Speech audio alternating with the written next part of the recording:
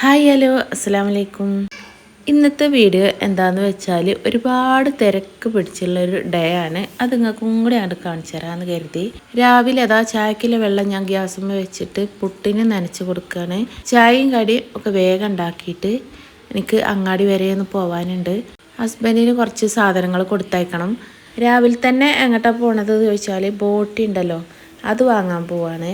Beef ഇവിടെ ഉണ്ട്. നമ്മുടെ ഇറച്ചി കിട്ടുമല്ലോ വലിയൊരുന്നാക്ക്, അതിൻ്റെ ബീഫ് ഇവിടെ ഉണ്ട്.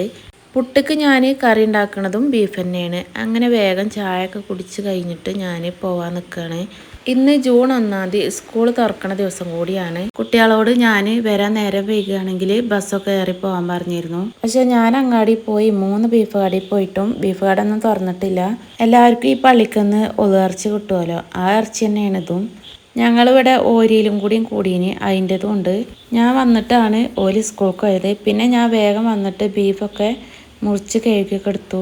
ബീഫ് കുറച്ച് വെച്ചിട്ട് പൊരിച്ച് കൊടുക്കുമല്ലോ വെളിച്ചെണ്ണയിൽ, അങ്ങനെ ചെയ്യാമെന്നാണ് കരുതിയിരിക്കണത്.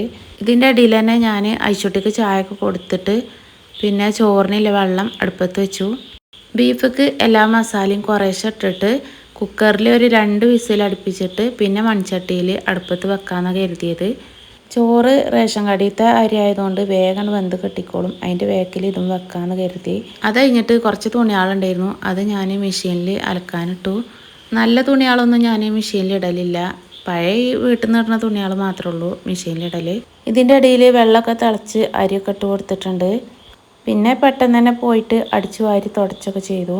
ഈ 2 മാസം സ്കൂൾ പൂട്ടിയ സമയത്ത് വലിയ മോളായിരുന്നു അടിച്ചു വാരി തുടച്ചിരുന്നത്. ഇനിയിപ്പോൾ ഞാൻ തന്നെ ചെയ്യണം അതൊക്കെ. അങ്ങനെ ചോറൊക്കെ ഇവിടെ വെന്ത് കിട്ടിയിട്ടുണ്ട്. പിന്നെ ഞാൻ ഈ ബീഫ് മൺചട്ടിക്ക് ഇടുകയാണ് കുക്കറിൽ നിന്ന്. ബീഫിൽ വെള്ളം ഇറങ്ങിയിട്ടുണ്ട്. അത് ഇനി അടുപ്പത്ത് കടന്നിങ്ങനെ വറ്റി വരണം. ഉച്ചക്കൊക്കെ കൂട്ടാനായിട്ട് ബീഫ് തന്നെയാണ്. അത് വേറെ ബീഫ് ഉണ്ടായിരുന്നു ഫ്രിഡ്ജിൽ, അതാണ്. അത് സവാളയൊക്കെ ഒന്ന് വാട്ടിയിട്ടൊന്ന് ശരിയാക്കി എടുക്കുകയാണ്. പിന്നെ ഒരു ചമ്മന്തിയും കൂടി അരക്കുകയാണ്. ഉച്ചക്കൊക്കെ ഈ ബീഫും ചമ്മന്തിയും മതിയെന്ന് കരുതിയപ്പോൾ ഉമ്മ തറവാട്ടിൽ നിന്ന് കറിയും കൂടി കൊണ്ടുവന്ന് തന്നു. അങ്ങനെ കുളി നിസ്കാരം എല്ലാം കഴിഞ്ഞിട്ട് ഇനിയും പോകണം പൂക്കോട്ടുംപാടത്തേക്ക്. ആദ്യം തന്നെ പോയത് ഹോസ്പിറ്റലിലേക്കാണ്. ഹസ്ബൻഡിന് മരുന്ന് വാങ്ങാൻ. മരുന്ന് കുറച്ച് കൊടുത്തയക്കണം, ഗ്യാസിനുള്ളത് അലർജിക്കുള്ളതൊക്കെ. അങ്ങനെ ഡോക്ടറെ കണ്ട് മരുന്നൊക്കെ വാങ്ങി.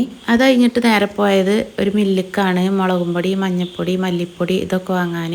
പിന്നെ അവിടുന്ന് പണിക്കിടാൻ പറ്റണ പാൻറ് ഉണ്ടല്ലോ ഈ കട്ടില്ലാത്ത, അത് വാങ്ങാൻ പോയി. അത് കിട്ടിയില്ല. അത് കഴിഞ്ഞിട്ട് ചെരുപ്പ് എടുക്കാനാണ് പോയത്. അബായി ചെരുപ്പ് ഉണ്ടല്ലോ അതെടുക്കാനാണ് കേട്ടോ പോയത്. എല്ലാം കഴിഞ്ഞ് പുറത്തേക്ക് നോക്കിയപ്പോൾ ഭയങ്കര മഴ ഇവിടെ നോക്കി നിന്നിട്ട് കാര്യമില്ല. വീട്ടിൽ പോയിട്ട് ഒരുപാട് പണി വേറെയുണ്ട്. അങ്ങനെ മഴയും കൊണ്ട് തന്നെ വീട്ടിലേക്ക് പോന്നിട്ട് പിന്നെ ഞാൻ ബീഫ് വെച്ചിരുന്നില്ലേ അതെടുത്തിട്ട് പൊരിക്കുകയാണ് വെളിച്ചെണ്ണയിലിട്ടിട്ട്. അച്ചാറിനുള്ള ബീഫ് ഞാൻ വേറെ പൊരിച്ചെടുത്തിട്ടുണ്ട്. ഇത് അല്ലാത്ത ബീഫാണ്. അങ്ങനെ അച്ചാറും കൂടി ഇടാൻ നിൽക്കുകയാണ്. അച്ചാർ ഇപ്പം ഇട്ടപ്പോൾ ഇങ്ങനെ വെള്ളം പോലെ നിന്നിട്ട് കുറച്ച് കഴിഞ്ഞപ്പോൾ പിന്നെ കുറുകി വന്നിരുന്നു.